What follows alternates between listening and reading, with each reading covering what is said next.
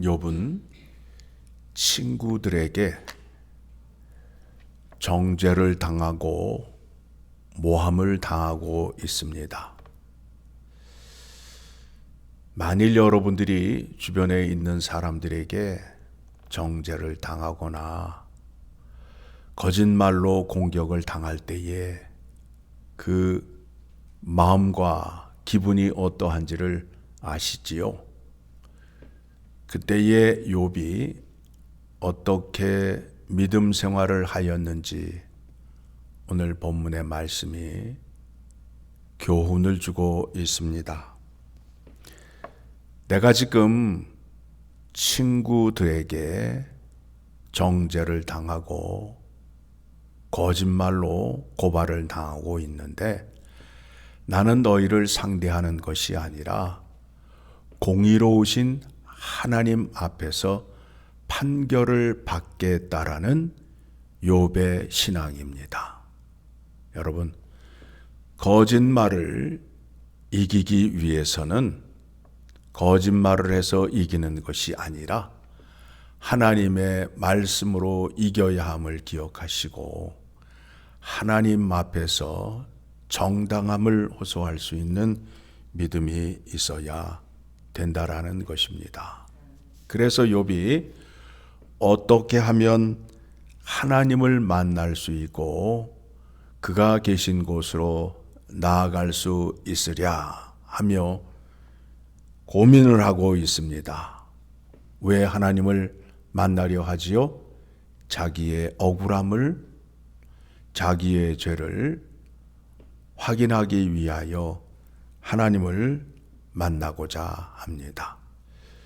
욥은 하나님이 분명히 살아계심을 알고 있습니다. 지금 하나님의 주권적인 섭리로 세상이 움직이고 있는 것을 알고 있습니다. 그런데 하나님을 만날 수 없음을 고백하고 있지요. 9절을 보게 되면 그가 왼쪽에서 일하시나 내가 만날 수 없고 그가 오른쪽으로 돌이키시나 배울 수 없구나.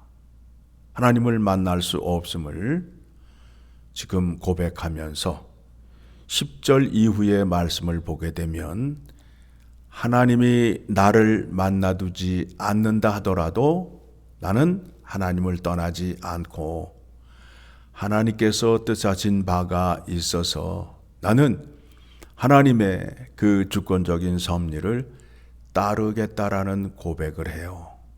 내가 지금 고난 가운데 있는데 그 고난 속에 있는 것은 하나님이 나의 믿음을 정금같이 만들기 위한 길이라는 것을 고백하고 있지요. 우리가 잘 아는 말씀입니다. 그러나 내가 가는 길을 그가 아시나니 그가 나를 단련하신 후에는 내가 순금같이 되어 나오리라. 내 발이 그의 걸음을 바로 따랐으며 내가 그의 길을 지켜 치우치지 아니하였고. 이와 같은 믿음이 있어야 된다라는 겁니다. 우리가 믿음 생활하다 보면 때로는 어려움을 당할 때가 있어요. 하나님이 왜 나에게 이런 시련을 주시는가 하는 때가 있어요. 그러나 하나님은 우리를 외면하지 않고 우리를 더 큰 자, 더 큰 믿음을 주시기 위한 과정이라는 것을 기억하셔야 된다라는 겁니다. 욥의 이 문제를 우리 주님께서 친히 몸소 당하시면서 이 문제를 해결하셨습니다.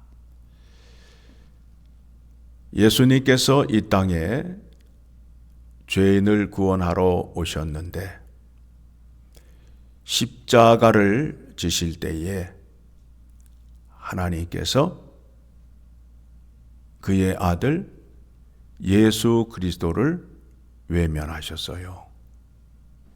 왜 그런가 하면 십자가에 죽어야 하기 때문에. 십자가는 하나님이 일하시는 방식입니다. 죽어야 부활의 능력이 나타난다라는 겁니다. 나의 고집과 나의 자아가 죽어야 그곳에 하나님의 능력이 나타난다라는 겁니다. 마태복음 27장 46절의 말씀을 보게 되면 제9시쯤 되어 예수께서 크게 소리질러 이르되 엘리 엘리 라마 사막다마 하니 이는 곧 나의 하나님 나의 하나님 어찌하여 나를 버리셨나이까 하는 뜻이라. 예수님도 아버지의 뜻을 이루는 과정 속에서 하나님께 잠시 외면을 당하였습니다. 그래서 하나님을 찾는 장면이 나옵니다. 십자가의 죽으심으로 인하여 아버지 뜻에 죽기까지 순종하심으로 인하여 아버지의 능력이 나타나서 부활의 은혜를 맛보게 된다라는 겁니다.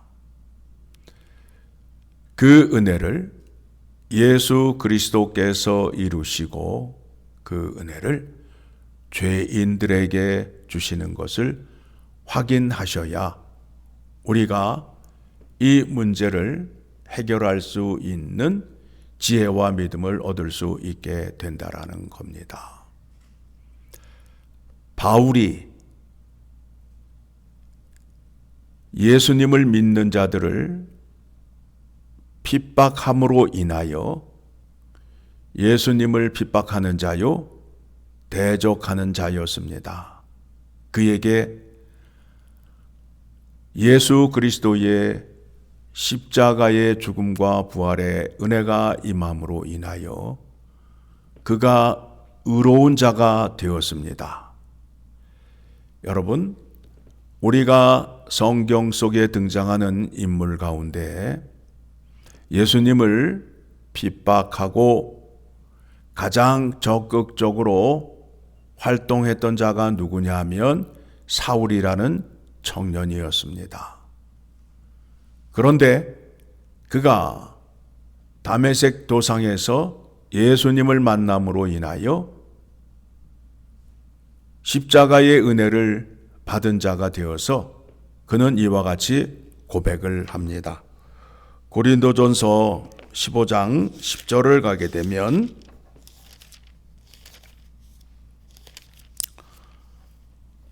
같이 읽습니다.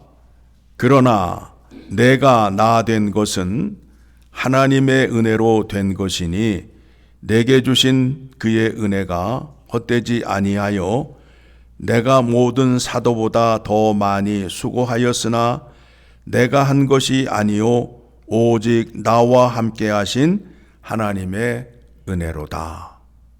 내가 구원을 받는 데 있어서 내가 한 것이 아무것도 없어요. 내가 천국 가는데 나의 공로로 가는 것이 아니라 예수님의 공로로 간다라는 것을 기억하셔야 됩니다. 내가 천국 가는 거는 누구 때문이라고요? 예수님 때문에 간다라는 겁니다. 그러면 이제 욥이 고난을 당하였고 또 우리가 이 땅에서 사는 동안 시련을 맞이하게 됩니다. 그때에 우리가 어떻게 하나님 앞에 서야 하는지 확인하여야 된다라는 겁니다. 어떠한 문제가 닥쳤을 때에 나의 지혜와 나의 혈기로 싸우시면 안 된다라는 거예요. 끝까지 그 고집을 못 버리잖아요. 지금 본문 속에 등장하는 바울이 친구들에게 거짓으로 모함을 당하고 있잖아요. 가난한 자를 도와주지 아니하고 불쌍한 자를 외면한 자라고 공격을 하고 있잖아요. 그런데 욥기 앞장을 보게 되면 욥은 정직한 자요, 이웃에게 사랑을 많이 베푼 자라고 누가 인정하고 있습니까? 하나님이 인정하고 있는데 사람들이 공격을 하고 있잖아요. 그때에 혈기 부리지 마시고 이기려 하지 마시고 누구 앞으로 나아가라고요? 하나님 앞으로 나아가라고요. 그런데 언제든지 나아갈 수 있도록 욥은 하나님을 만나지 못해서 이렇게 긍긍거리고 있는데, 우리에게는 중보자가 되시는 예수 그리스도가 계심으로 인하여 언제든지 하나님을 만날 수 있는 은혜와 권세를 갖게 된 것입니다. 그러면 어떻게 하나님을 만날 수 있을까? 내가 약할 때에, 하나님을 의지할 때에 만나 주신다라는 거예요. 고린도후서 12장으로 갑니다. 12장을 가게 되면 9절, 나에게 이르시기를 내 은혜가 내게 족하도다. 이는 내 능력이 약한 데서 온전하여 짐이라 하신지라. 그러므로 도리어 크게 기뻐함으로 나의 여러 약한 것들에 대하여 자랑하리니 이는 그리스도의 능력이 내게 머물게 하려 함이라. 예수님께서 뭐라고 말씀하셨다고요? 네가 약할 때에 내가 능력을 나타내겠다라는 거예요.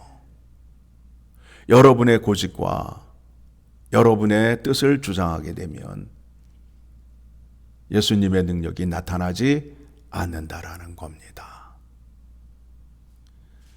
하나님 앞에서 고민하고 하나님 앞에서 그 문제를 해결하여야 되는데, 그 문제를 해결해 줄 수 있는 분이 누구이냐 하면 예수 그리스도이심을 깨달으시고 주님 앞으로 나아가 주님의 말씀과 주님의 행함을 따라 순종함으로 하나님 아버지 앞으로 나아가는 지혜와 믿음이 여러분에게 충만하기를 간절히 소망합니다.